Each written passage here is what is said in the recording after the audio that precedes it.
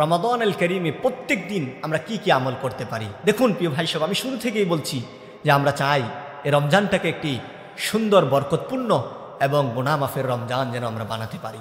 এই লক্ষ্য এবং উদ্দেশ্য নিয়েই আমাদেরকে কাজ করতে হবে।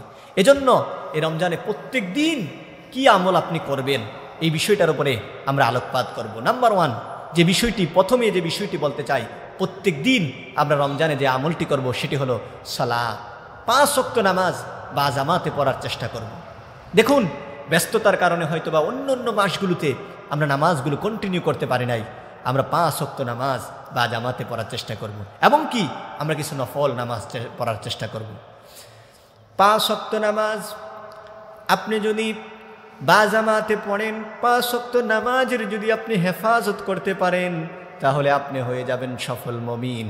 আল্লাহ রাব্বুল আলামিন কোরআনুল কারীমের সূরাতুল মুমিনুনের ভিতরে শুরুর দিকে আল্লাহ পাক সফল মুমিনদের গুণ বর্ণনা করতে গিয়ে আল্লাহ পাক বলেন, قد أفلح المؤمنون الذين هم في صلاتهم خاشعون।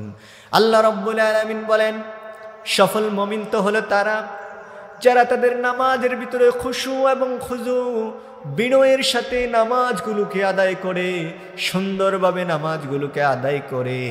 সফল মুমিন হলো তারা যারা বিনয়ের সাথে, বিনম্রতার সাথে নামাজগুলোকে হেফাজত করে, নামাজগুলোকে সংরক্ষণ করে, তারা হলো সফল মুমিন। সুবহানাল্লাহ। এজন্য রমজান হলো আমাদের জন্য সুবর্ণ সুযোগ। এই রমজানের প্রত্যেক দিন আমরা 5 ওয়াক্ত নামাজ বা জামাতে পড়ার চেষ্টা করব এবং কি নফল নামাজ পড়ার চেষ্টা করব। তাহলে নাম্বার 1, 1 নম্বর যে আমলটি করব সেটি হলো সালাত, নামাজ। নামাজের কদর করব। অন্য মাসে যাই করলাম আমরা নামাজ পড়ব, কারণ এ মাসে 10 থেকে 700 গুণ পর্যন্ত আল্লাহ পাক সওয়াব দিবেন। সুবহানাল্লাহ। এবার আসুন 2 নম্বর যে আমলটুকুন আমরা করব, 2 নম্বর আমলটা হলো কোরআন পড়া এবং ইসলামিক বই পড়ার চেষ্টা করব। দেখুন এই মাসে কোরআনুল কারীম নাজিল হয়েছে। আপনি যদি এই মাসে কোরআনুল কারীমের কদর না করেন, কোরআনুল কারীমকে আপনি গুরুত্ব না দেন, তাহলে কোরআনুল কারীমের হক আদায় হবে না। এজন্য আমরা এ মাসে যথাসাধ্য কোরআন পড়ার চেষ্টা করব। তেলাওয়াত তো করবই, বুঝে বুঝে কোরআনকে পড়ার চেষ্টা করব। যদি পারি হিম্মত করি আমরা অর্থ সহকারে কোরআনটাকে পড়ব। আমরা জানবো আল্লাহ পাক আমাদেরকে কি বলেছেন আসলে কোরআনে। এটা তো আমার জীবনের গাইডলাইন, এটা তো আমার জীবনের সংবিধান, এটাই তো আমার জীবনের সব, এটাই তো মুমিনের জীবনের আয়না। আমরা দেখব এই কোরআনে আল্লাহ পাক কি বলছেন। দেখুন আপনি যদি এই কোরআন থেকে মুখ ফিরিয়ে নেন, কোরআন যদি আপনি না পড়েন, কোরআন যদি জীবন থেকে মাইনাস করে দেন, আল্লাহর নবীর 2টি হাদিস আপনাদেরকে আমি শোনাতে চাই। আল্লাহর নবী বলেছেন, মান জাআলাল কোরআনা আমামাহু কাদাহু ইলাল জান্নাহ। যে ব্যক্তি তার জীবন চলার পথে কোরআনকে সামনে রাখবে, কোরআনকে অগ্রাধিকার দেবে, আল্লাহ রাব্বুল আলামিন থেকে জান্নাতে প্রবেশ করাবেন। সুবহানাল্লাহ। শুধু তাই নয়, পরক্ষণে আল্লাহর নবী বললেন, মান খালফাহু কাদাহু ইলান নার।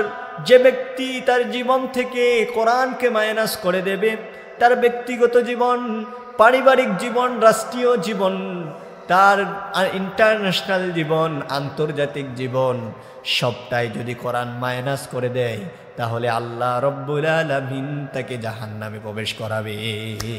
এজন্য জান্নাতে যাওয়ার জন্য আর জাহান্নাম থেকে বাঁচার জন্য আমাদেরকে কোরআনুল কারীম স্টাডি করতে হবে, পড়াশোনা করতে হবে। এই রমজান হলো সুবর্ণ সুযোগ। এই রমজানে আমরা কোরআনকে পড়তে হবে এবং সাধ্য অনুযায়ী ইসলামিক বই পড়ুন, ইসলাম সম্পর্কে জানুন। আপনি যদি আপনার ধর্ম সম্পর্কেই না জানলেন তাহলে কি আর লাভ হলো বলুন? আপনি আর অন্য ধর্ম অবলম্বীদের মধ্যে তো কোনো তফাৎ আর রইল না। এজন্য ধর্ম সম্পর্কে জানার জন্য ইসলামিক বই পড়তে হবে। এই কোরআন থেকে যদি আপনি মুখ ফিরিয়ে নেন, কোরআন যদি আপনি তেলাওয়াত না করেন, কোরআন ভিত্তিক যদি আপনি জীবনযাপন না করেন, তাহলে আপনার জীবনে রয়েছে অসংখ্য শাস্তি। আল্লাহ রাব্বুল আলামিন কোরআনুল কারীমে বলেন, ওয়ামান আরাদা আন যিকরি ফাইন্না লাহু মাঈশাতান দানকা ওয়া নাহশুরুহু ইয়াওমাল কিয়ামাতি আ'মা। আল্লাহ রাব্বুল আলামিন বলেন, যে আমার জিকির থেকে মুখ ফিরিয়ে নেবে, সমস্ত মুফাসসিরিনে কেরাম একমত, এখানে জিকির দ্বারা উদ্দেশ্য হলো কোরআন। অর্থাৎ যে ব্যক্তি কোরআন থেকে মুখ ফিরিয়ে নেবে, কোরআন থেকে তার জীবনকে ফিরিয়ে নেবে, আল্লাহ রাব্বুল আলামিন বলেন মাঈশাতান দনকা, আমি তার জীবনকে সংকীর্ণ করে দেব। জীবনকে কিভাবে সংকীর্ণ করে দেব? মুফাসসিরিনে কেরামগণ বলেন, এক নম্বর কারণ হলো আল্লাহ পাক তার রিজিককে সংকীর্ণ করে দেবেন। রিজিক সংকীর্ণ হয়ে যাবে। কোটি টাকার মালিক, প্রপার্টি ইন্ডাস্ট্রির মালিক, অনেক কিছু আছে, কিন্তু হার্টের সমস্যার কারণে ভালো কোনো কিছু খেতে পারবে না, কিংবা ডায়াবেটিক্সের কারণে সে ভালো কোনো কিছু আহার করতে পারবে না, খাইতে পারবে না। আল্লাহ রাব্বুল আলামিন বলেন, বান্দারা রে কোরআন থেকে মুখ ফিরিয়ে নিবি, এক নম্বরে যে ক্ষতি করে দেব, তোর রিজিক বন্ধ করে দেব, কামাই রুজি রোজগারে কোনো কিছুতে আর বরকত পাবি না, জীবন ধ্বংস হয়ে যাবে। মুফাসসিরিনে কেরাম বলেন, দুই নম্বর যেই শাস্তিটুকুন আল্লাহ দিবেন, সেই শাস্তিটা হলো জীবন সংকীর্ণ করে দেব। তার মানে কি? আপনি যখন মৃত্যুবরণ করবেন, মৃত্যুবরণ করার পরে দুদিকের মাটি দিয়ে এমন জুড়ে চাপা দেওয়া হবে, একদিকের হাড় আরেক দিকে ঢুকে যাবে, এমন জুড়ে চিৎকার দিবেন, মানুষ ছাড়া পৃথিবীর সমস্ত কিছু শুনতে পাবে। আল্লাহ বলেন, মানুষ যদি তা শুনতে পেত, তাহলে পৃথিবীর সমস্ত মানুষগুলো বেহুশ হয়ে চিল্লান দিয়ে সবগুলো পড়ে যেত। মাঈশাতান দনকা, কোরআন থেকে মুখ ফিরাবি, তোকে আমি ধ্বংস করে দেব, সংকীর্ণ করে দেব জীবন। শুধু তাই নয়, এটা তো দুনিয়া এবং কবরের আযাব। কোরআন থেকে মুখ ফিরালে আল্লাহ কি করবেন? আল্লাহ পাক বলেন, ওয়ানাহশুরুহু ইয়াউমাল কিয়ামাতি আমা, কিয়ামতের দিন আমি তাকে অন্ধ করে উঠাবো। চোখ থাকা সত্ত্বেও সে আর কিছু দেখবে না। সেদিন সে বলবে, ক্বালা রাব্বি লিমা হাশারতানি, ওগো আল্লাহ, আজ কেন আমাকে অন্ধ করে উঠানো হলো? ওয়াকাদ কুনতু বাসীরা, আমি তো দুনিয়ায় চক্ষুষ্মান ছিলাম, আমি তো চোখ দিয়া দুনিয়ার কত রঙ্গলীলা, কত সুন্দর জয়না উপভোগ করেছি। আল্লাহ গো, কেন আজ আমাকে অন্ধ করে উঠালেন? আল্লাহ বলবেন, বান্দারে, আতাতকা আয়াতুনা, আমার আয়াতগুলো তোর কাছে গিয়েছিল, ফানাসিতাহা, তুই সেইগুলোকে ভুলে গিয়েছিলি। আমার কোরআনের আয়াতগুলো তোর সামনে ছিল, চোখ দিয়ে কোরআনের আয়াত দেখেছিস, কখনো পড়স নাই। কোরআনকে বারবার দেখেছিস, কখনো পড়ার চেষ্টা করিস নাই। কোরআন ভিত্তিক জীবনযাপন করার চেষ্টা করিস নাই। আজ যেহেতু তুই আমার কোরআন থেকে কোরআনকে ভুলে গিয়েছিলি, শুনে রাখ বান্দা, তোকে আজ আমি অন্ধ করে দিয়ে ইয়াউমা তুমসা, আমি রব্বুল আলামিন আজ তোকে ভুলে গেলাম। এবার আপনাদেরকে প্রশ্ন করতে চাই, আল্লাহ যদি কিয়ামতের দিন কাউকে বলে আমি তোকে ভুলে গেলাম বান্দা, তাহলে বাঁচার উপায় আছে? কোনো উপায় নাই। এজন্য প্রিয় সুধী, চলুন কোরআন স্টাডি করি, কোরআন পড়ি। শুধু তাই নয়, যে ব্যক্তি কোরআন থেকে মুখ ফিরায়, কোরআন জীবন থেকে মাইনাস করে দেয়, আল্লাহ পাক কি করেন? আল্লাহর নবী সাল্লাল্লাহু আলাইহি সাল্লাম স্বয়ং তার নামে মামলা দায়ের করবেন আল্লাহর ট্রাইব্যুনালে। লম্বা কথা, এত কথা বলতে চাচ্ছি না, শুধু বলতে চাচ্ছি মামলাটা কিভাবে দায়ের করবেন। যেই নবী শাফায়াত করবেন, যেই নবীর শাফায়াতে পাপী এবং দাবিরা, কবিরা গুনাহকারী ব্যক্তিরাও শাফায়াতে মুক্তি পেয়ে যাবে, সেই নবীও নাকি কিয়ামতের দিন আল্লাহর ট্রাইব্যুনালে মামলা দায়ের করবেন। এটা আমার কথা নয়, আল্লাহ পাক সূরাতুল ফুরকানের ভিতরে বলছেন, ওয়াকালার রাসূলু ইয়া রাব্বি ইন্না কওমি ইত্তাখাযু হাযাল কুরআনা মাহজুরা।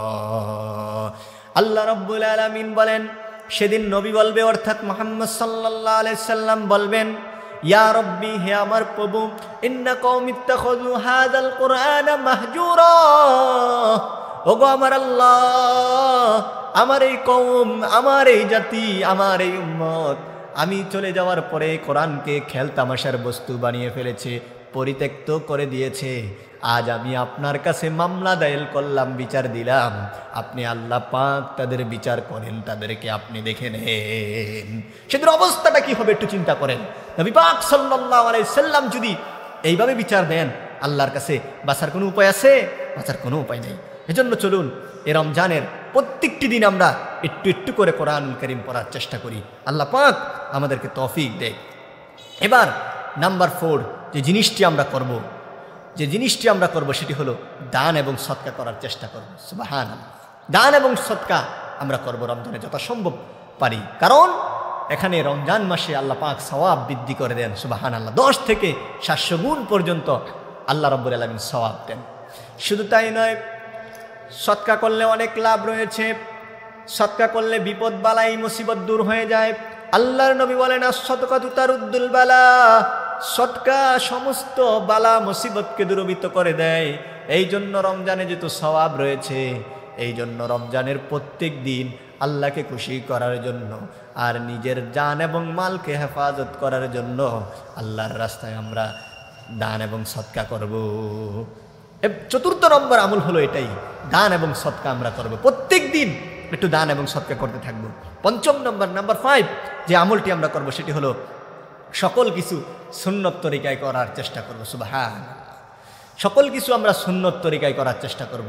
রাসূলুল্লাহ সাল্লাল্লাহু আলাইহি ওয়াসাল্লামের পদাঙ্ক অনুসরণ করে আমরা আমাদের প্রত্যেকটি রমজান চালাতে চাই। হয়তোবা বছরের অন্য সময়গুলোতে অফিসিয়াল ব্যস্ততার কারণে, বিভিন্ন ব্যস্ততার কারণে আমরা পারি না এই রাসূলুল্লাহকে অনুসরণ করতে। চলুন রমজানের প্রত্যেকটি দিন আমরা রাসূলুল্লাহকে অনুসরণ করি। আল্লাহ রাব্বুল আলামিন কোরআনুল কারীমে বলেন, ইন কুনতুম তুহিব্বুনাল্লাহা ফাত্তাবিউনি ইউহিব্বুকুমুল্লাহ ওয়া ইয়াগফির লাকুম যুনুবাকুম আল্লাহু গফুরুর রহিম। আল্লাহ রাব্বুল আলামিন বলেন, নবী গো, তারা যদি আমি আল্লাহকে ভালোবেসে থাকে, এই দাবি যদি করে থাকে, তাহলে আপনি বলে দেন আপনাকে যেন তারা অনুসরণ করে, আপনি নবীকে যেন তারা অনুসরণ করে। নাম্বার 6 যে আমলটি আমরা করব সেটি হলো, প্রত্যেক দিনের আমলের ভিতরে যে আমলটি আমরা করব সেটি হলো আমরা যেন পাপাচার থেকে দূরে থাকি, আমরা যেন গুনাহ থেকে দূরে থাকি, আমরা যেন ফাহেসা কাজ থেকে দূরে থাকি। আল্লাহ রাব্বুল আলামিন কোরআনুল কারীমের ভিতরে বলেন, আল্লাহ রাব্বুল আলামিন আমাদেরকে পাপাচার থেকে দূরে থাকার জন্য আদেশ দিয়েছেন। আল্লাহ পাক বলেন, ইন্নাল্লাহা ইয়া'মুরু বিল আদলি ওয়াল ইহসানি ওয়া ইতা'i যিল কুরবা ওয়া ইয়ানহা আনিল ফাহশাই ওয়াল মুনকার। আল্লাহ রাব্বুল আলামিন বলেন, আল্লাহ তোমাদেরকে আদেশ করছেন ইনসাফের। 2 নম্বর আদেশ করছেন আল্লাহ রাব্বুল আলামিন তোমাদেরকে ইহসানের। 3 নম্বর আদেশ করলেন আল্লাহ রাব্বুল আলামিন তোমরা যেন আত্মীয়তার সম্পর্ক বজায় রাখো, এই আদেশ আল্লাহ পাক দিলেন। 4র্থ আল্লাহ পাক এই 3টি আদেশ দিলেন। এবার শুনো আল্লাহ তোমাদেরকে কি নিষেধ করছেন। আল্লাহ পাক 1 নম্বরে নিষেধ করছেন ওয়ায়ানহা আনিল মুনকার, তোমরা সমস্ত পাপাচার কাজ থেকে বিরত থাকো, ও ফাহশা এবং যত মন্দ কাজ আছে সমস্ত মন্দ কাজ থেকে বিরত থাকো।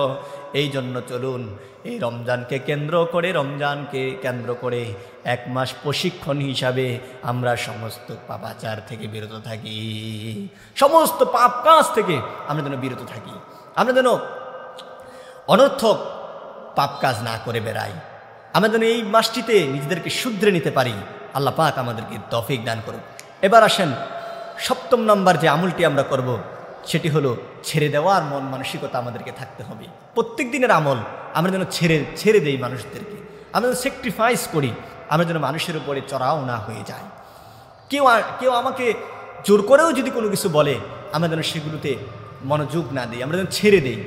সে বলছে তো কী হয়েছে, আমরা যেন ছেড়ে দেওয়ার মন মানসিকতা আমাদেরকে থাকে, স্যাক্রিফাইস করার মন মানসিকতা নিয়ে আমরা থাকব।